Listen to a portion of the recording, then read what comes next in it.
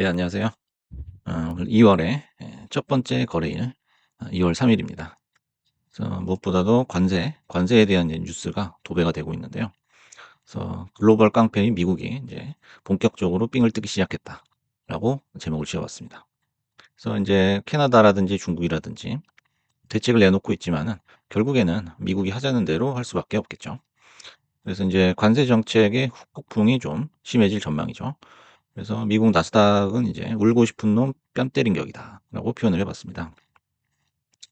지금 이제 나스닥 선물 보시면은 2% 넘게 빠지고 있는 그런 모습이에요. 그래서 원래부터도 하락 사이클이 예상이 됐었는데 거기서 인제 트럼프가 기름을 부은 그런 격이 됐죠. 그래서 오늘도 아마 하락장이 계속되지 않을까 하는 생각입니다. 그래서 여러분들이 인제 이런 매크로 변수에 대해서 뭐 관세도 역시 그 거시경제의 어떤 매크로 변수의 하나죠. 그래서 매크로 변수에 대해서 굉장히 좀 걱정을 하거나 민감하게 반응하시는 분들이 계셔 가지고 고런 부분에 대한 관점을 하나 제시를 해 드릴게요. 그래서 뭐 금리도 마찬가지고 여러 가지 변수들이 있죠. 근데 그거는 날씨 정도로 우리가 해석을 하면 됩니다. 그래서 뭐 비가 좀 오거나 바람이 불거나 뭐 흐리거나 이런 날씨는 늘 변동이 있는 거예요. 그래서 뭐 비가 좀 온다고 해서 우리가 약속을 취소하진 않잖아요. 그래서 비가 오면은 뭐 실내에서 약속을 잡든가 그런 여러 가지 어떤 대책들이 있습니다. 그래서 뭐 매크로 변수라는 거는 그렇죠.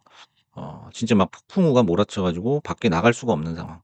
그런 상황이 아니고서는 우리의 어떤 주식 매매에 그렇게 큰 영향을 준다고는 볼 수가 없다라는 거예요. 대신 우리가 포트폴리오를 조정함에 있어서 이 변수가 작용을 할 수는 있겠죠. 그래서 이런 큰 어떤 매크로 충격은 주식을 사냐 파냐의 문제라기보다는 우리의 비중 조절 그리고 관망을 얼만큼 오래 할 것이냐 그런 포지션을 결정하는 데 있어서 약간의 영향을 줄 수 있겠다라는 거죠. 그래서 우리가 하락장에 대비하는 그런 대책에 대해서 여러 번 이제 영상으로도 올려 드렸는데 하락장에는 포트폴리오가 최대한 분산이 돼 있어야 됩니다. 분산을 시키고 또 이제 상승장이 시작이 되면은 이제 최고의 수익률을 올려줄 그런 종목을 찾아서 우리가 선택과 집중을 하는 그런 이제 유연성이 필요하거든요. 그래서 인제 하락장에서도 '난 뭐 엔비디아, 테슬라만 갖고 있을 거야.' 한다면은 좀 재미없는 그런 매매가 될 수밖에 없겠죠. 그래서 하락장에서는 주식의 종목의 종류가 많아지고 단일 종목의 비중이 줄어드는 게 어쩌면 굉장히 자연스럽다라는 거죠.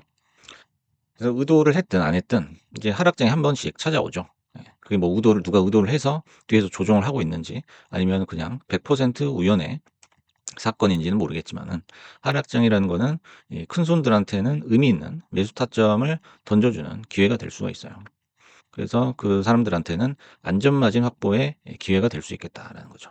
그래서 하락장이라는 거는 이제 개미들이 벌벌 떠는 거지 큰손들한테는 엄청난 기회죠. 왜냐하면은 처음부터 매수할 때부터 안전마진 확보할 수 있는 절호의 찬스가 될 수 있기 때문이에요.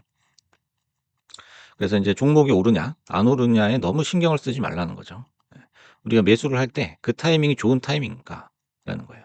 고거를 항상 깊이 고민을 해야지 이게 뭐 '사면 오를 것이다. 사면 내릴 것이다.' 요거는 아무도 맞출 수가 없는 거죠.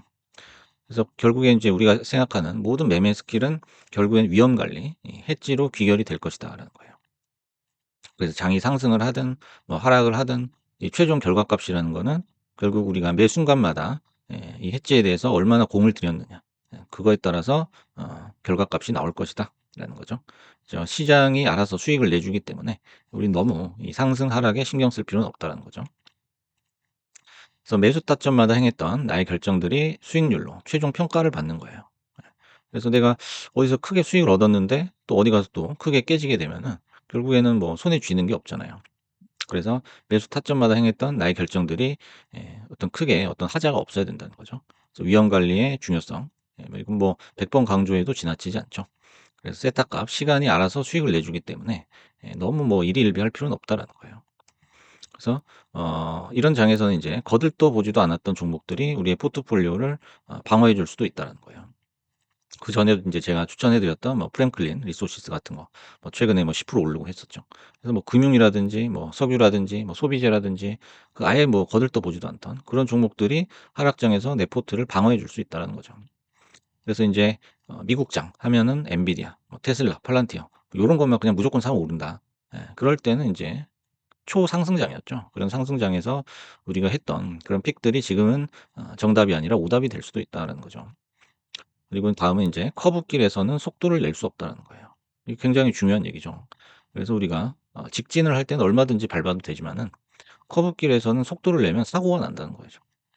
우리가 인제 직선주로에서 엑셀을 밟듯이 속도를 냈다면은 커브길에서는 속도를 좀 줄이는 그런 지혜가 필요하다라는 거예요. 그래서 인제 그 결론적으로 하락장이라고 너무 걱정할 필요는 없다는 거예요. 지금 걱정하는 그 케이스는 딱 한 가지예요. 고점에서 하나의 종목에 몰빵해 놓으신 분들이 걱정을 할 수밖에 없거든요. 왜냐면은 인제 거의 전체 종목들이 떨어질 거기 때문에. 그죠?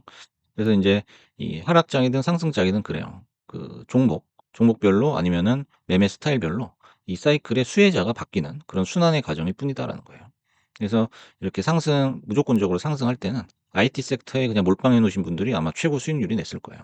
하지만 인제 하락을 하고 횡보를 하고 인제 그 지수가 등락을 거듭할 때마다 이 사이클은 쪼금씩 바뀌거든요. 그래서 금융 쪽이 됐다가 뭐 석유나 자원, 에너지 쪽이 됐다가 소비재가 됐다가 이렇게 어떤 종목을 들고 있느냐에 그 수혜자가 바뀌는 순환의 과정일 뿐이다라는 거예요.